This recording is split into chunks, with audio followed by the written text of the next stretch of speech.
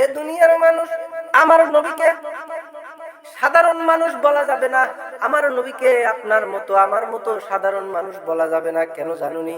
কারণ আমার মায়ার নবী, হায়াতুন নবী, জিন্দা নবী, রহমাতান লিল আলামিন, নূরের নবী একটি হাদিসে বলেছেন, আমার নবী বলেন, ক্বালা উম্মতি খলিলান আত্তাখাস্তু আবা বকর ওয়া দীনি ওয়া সাহিবি।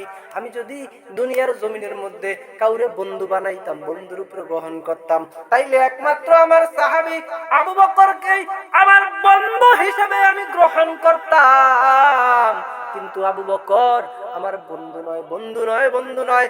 আবু বকর হচ্ছে আমার একজন দ্বীনি, একজন সাহাবী, দ্বীনি ভাই, দ্বীনি সাহাবী। ও আমার বাবাজিরা রে, যেই নবীকে দুনিয়াতে মানুষের সঙ্গে বন্ধুত্ব করা যায় না, নবীর বন্ধু একমাত্র আমার আল্লাহ।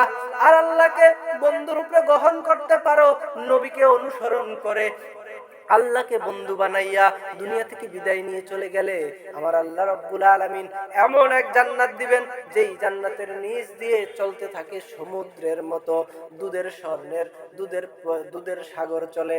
যে জান্নাতের নিচ দিয়ে সাগর যায়, দুধের সাগর, শরবতের সাগর। সুবহানাল্লাহ। ওই আল্লাহ রব্বুল আলামিন নবীর শান বুঝানোর জন্য আমার আল্লাহ কয়, দুনিয়ার জমিন